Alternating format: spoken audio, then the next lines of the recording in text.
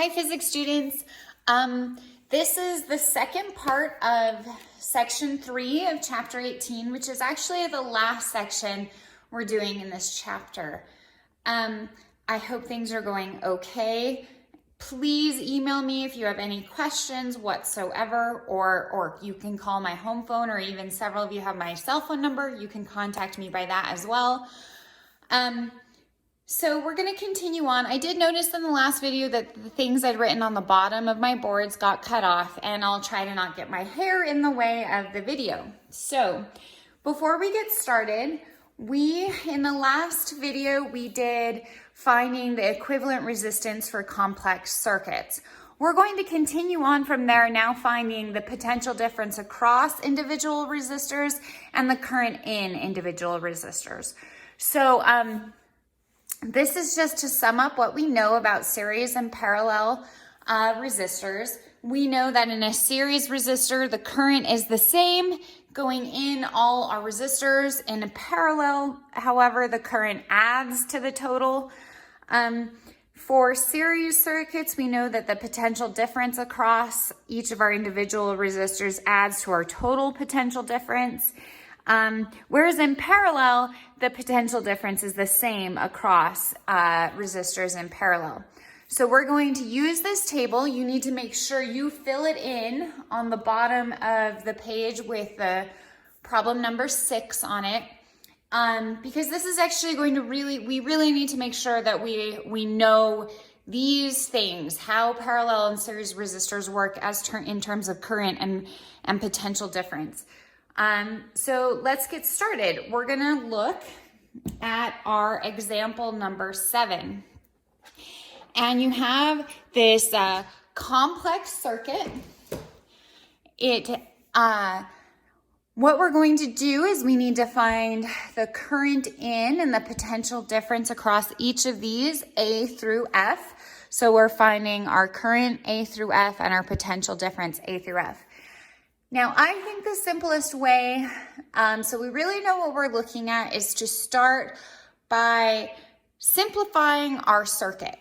We're going to find our total equivalent resistance, and therefore we can find our current going through the entire circuit. So we want to start with that. So in order to start with that, I'm going to simplify maybe the simpler circuit. I'm going to start with A and B. I'm going to combine these. Since those are in series, I simply add, and then I'm going to also redraw my circuit so that it's linear and I can see a little better what I've got going on. So starting here, I'm going to come in and go up, and I've now added A and B together. So now I know I have a combined resistance for those two. They're still in parallel across my other resistor here. We come out and we have another set of parallel resistors coming in here. And we finally have our F, which is just in series with the two parallel resistors. So at this point, I'm going to label my resistances. And I know that 5 plus 7, because these are in series, you simply add them. Their combined resistance is 12.0 ohms. And I know it's 0.0 because when you add, your place value is what you keep. So now I'm going to label in my resistances. So I have 12.0 ohms here. I have 4 ohms here, 4 ohms here, 4 ohms here, and 2 ohms here. Anyway, so now what it looks like I have now what it looks like I have in my circuit, this is now what I'm looking at. I've kind of drawn it out linearly. I know I have these 2 parallel resistors followed by 2 more parallel resistors and finally a resistor in series. So to further simplify this, I'm going to combine these parallel resistors here and these parallel resistors here. Now remembering that it is that reciprocal relationship to combine parallel resistors, I know that R, and this is A, B, and C, so I have R, A, C is equal to 1 over 1 over 12 ohms plus 1 over 4.0 ohms. And I'm going to put that in my calculator to simplify. I mean, I could do some addition of fractions here where I put 1 over 4 as 3 over 12, add them to get 4 over 12. That becomes 12 over 3, which is 3. Or you can double check your math by putting it in your calculator. Should be 3. Oops. It is. Yay. Yay for arithmetic. So I know that my equivalent resistance across all these first set of parallel resistors is 3.0 ohms.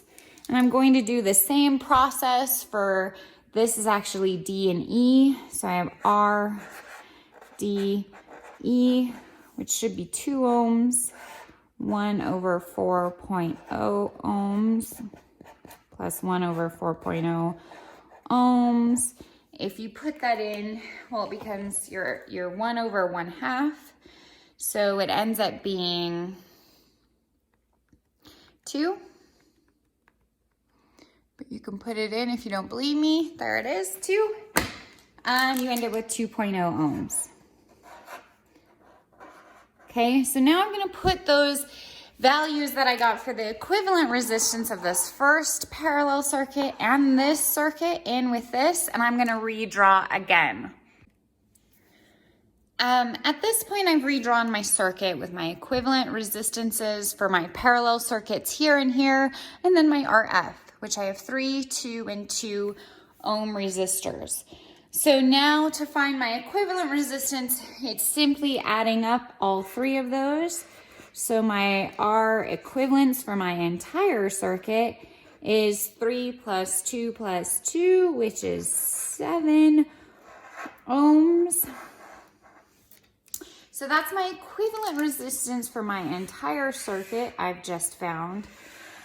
So at this point, what I want to do is, what I know is happening in my circuit is I have my 14 volt potential difference, and that is going into my 3 resistors, which have equivalent resistance of 7 ohms. So the first thing we want to check is, what do we know about resistors in series? Well, what we do know about resistors in series is that this current, this I going in, is the same across all 3 of these resistors.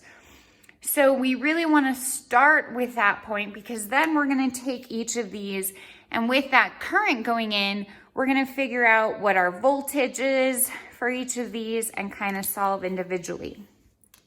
So to find our current, remember this is the current going into our 3 equivalent resistances that we found.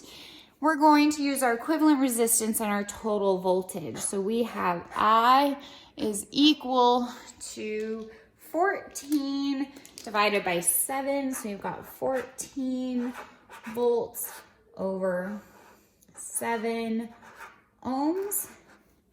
That gives us a total current going through this circuit of 2 amps. All right. So then we need to look at this and kind of, we're going to redraw and we're going to kind of use that current to go back and look and see how much voltage we've got going into our parallel circuits in here. And at this point, we know that that's actually the current. We have this current going through this resistor, and this resistor, which means that we did just find the current for F. We just found IF. So at this point, we're gonna regroup and look and see which voltages we wanna solve for first. At this point in our problem, we have found our total current for our circuit. We know that this 3 ohm resistance here is what the combined resistance is of these 3 resistors. And we know this 2 ohm resistance here is the combined resistance of these resistors here, and RF has stayed the same. So at this point, we know that we have a total current going through each of these 3 resistors of 2 amps. This tells us that we already know what IF is. Since the current is the same going through all these, IF is the same as our total current. So we have 2.0 amps for IF. That's one of our answers. Now at this point, we can easily find the potential difference across each of our 3 groups of resistors. The reason we want to start with finding the potential difference across this group of resistors and this group of resistors is that they are in parallel, which we know that means that the potential difference across these 2 resistors is the same, and it's going to be the same as the potential difference across what it would be if it were an equivalent resistance. First, we're going to start by finding our potential difference, though, of F, since we're already here. We know what IF is, and we know what RF is, so that easily tells us that our potential difference of F is going to be IF times RF. So our potential difference of F is going to be IF, which we know is 2 amps, times RF, which is 2 ohms.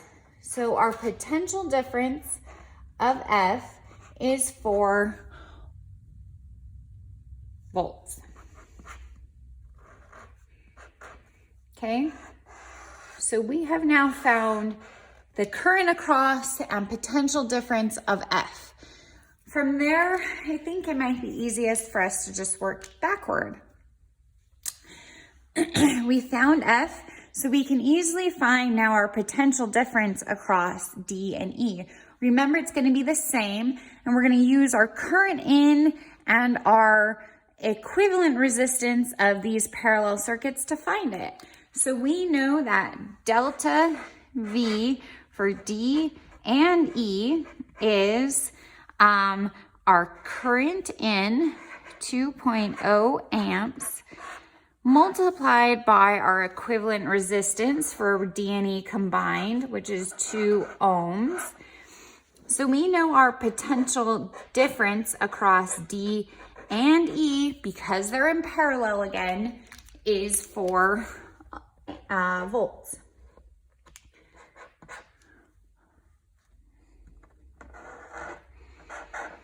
Okay, so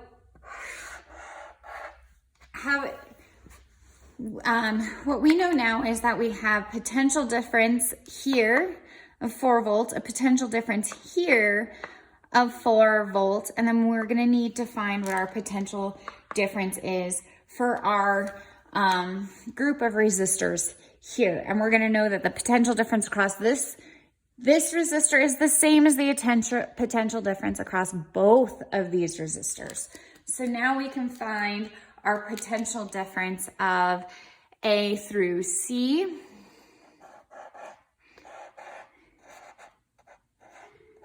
Which is going to be our total current of 2 amps plus our equivalent resistance of these 3 circuit resistors together, which is 3.0 ohms, which gives us a voltage across A and C of 6 volts. Now at this point, we should really check and see.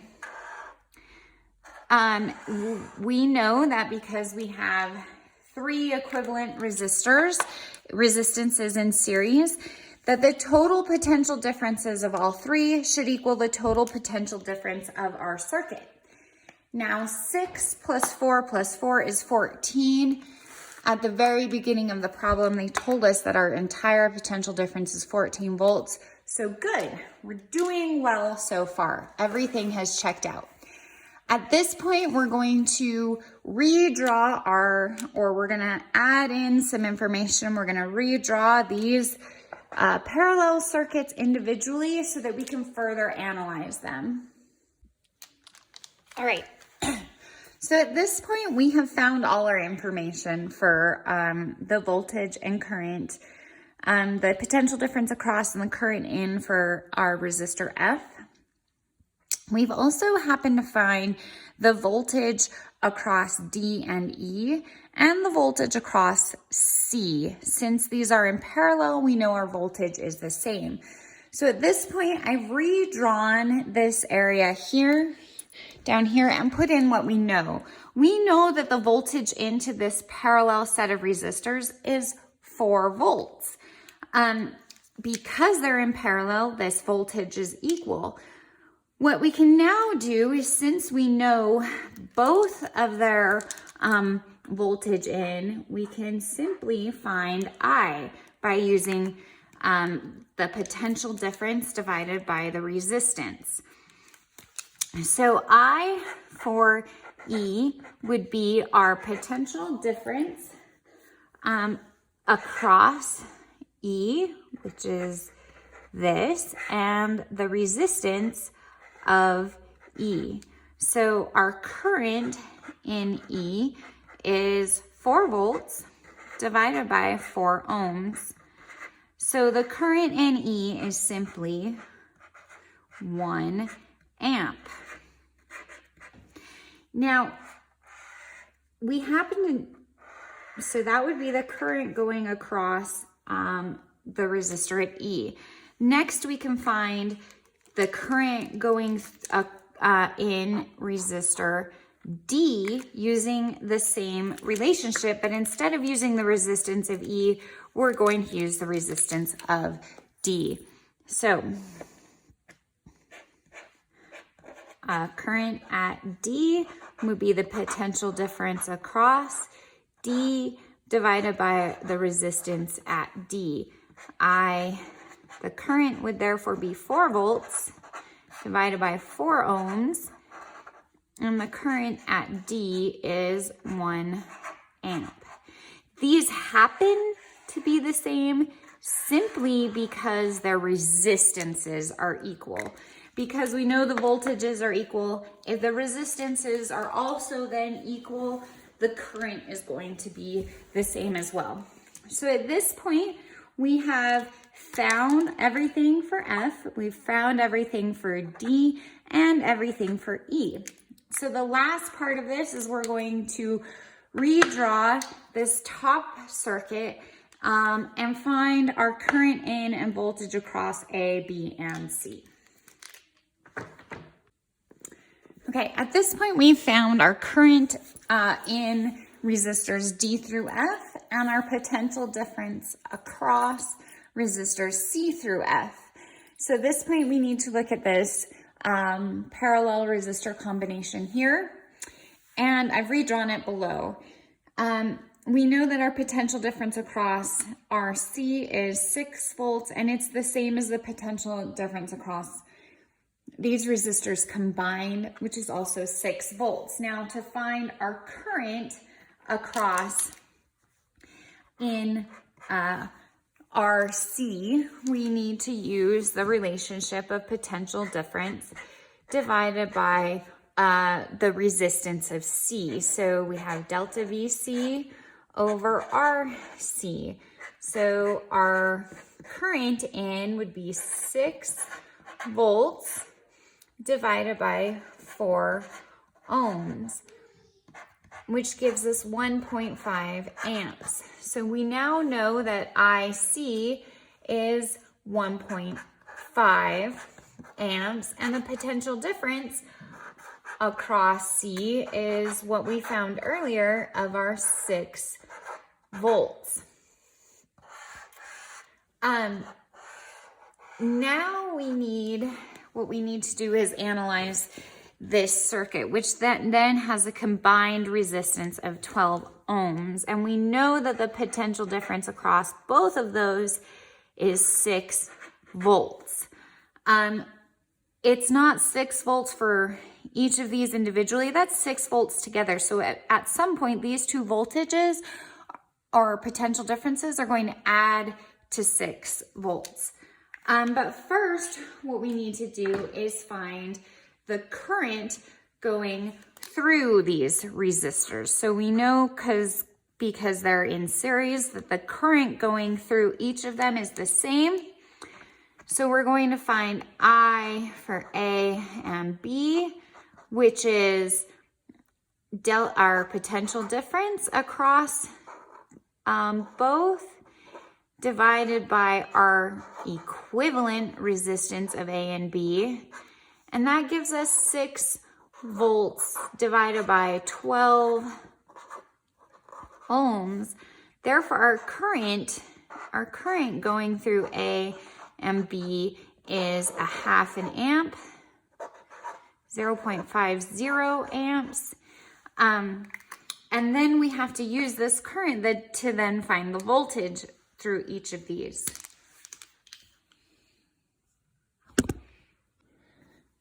Okay, our final step is going to be to find our potential difference across each of these resistors A and B. We know the current going in from our work before is a half an amp. So our potential difference is now going to be IAB multiplying by the appropriate resistor. So for A, it's going to be RA. So our potential difference across is going to be 0.5 amps multiplied by 5 ohms. This gives us a potential difference across resistor A of 2.5 volts. There are two ways to find the voltage across resistor V. We can either take our total voltage, which for both of these, which was 6, and subtract 2.5, or we can simply repeat our process of taking our current for A and B and multiplying it by the resistance of B. Our potential difference would therefore be half an amp multiplied by 7 ohms. This gives us a total potential difference for B of 3.5 volts. 2.5 plus 3.5 is 6 volts. Therefore, we know it works out. And we're done. We have found the potential difference across and current in of each of these resistors. This is another opportunity to look at what we know about series and parallel circuits before you get started on example problem 8. After this, you are completely ready to do the practice associated with this section. So after problem number 8, you should find the practice section of problems 9 through 12. Finish those. If you have any questions, email me or call me, and I will help you work through those. This is example problem 8. I'm just helping you get this set up. You want to start by combining your resistors and finding your total equivalent resistance, because what you want to do is figure out what your current in all of your total current is, so then you can figure things out. So you're going to combine these because they're in series. You're going to add those together. You're going to add these together. You're going to find your equivalent resistance for this set of parallel. Okay, so you know you have 9 here and 8, then you find your equivalent resistance, which at that point would give you, you would have this circuit here of 9, which is the combination of those. Then you would have this combination in the middle, this equivalent resistance here, and finally your 1 ohm resistor here. What you wanna do at this point is find your I into these equivalent resistances here. Once you find the current going into this equivalent resistance, you use REQ to find your potential difference. At that point, you would redraw because you know you have potential difference here going into these two combined would be, since they were 8, these are combined. Once you combine those and you know your potential difference, you can find your current in, which that gives you your current going into this 2 ohm resistor. And once you know your current going in, then you find your potential difference across.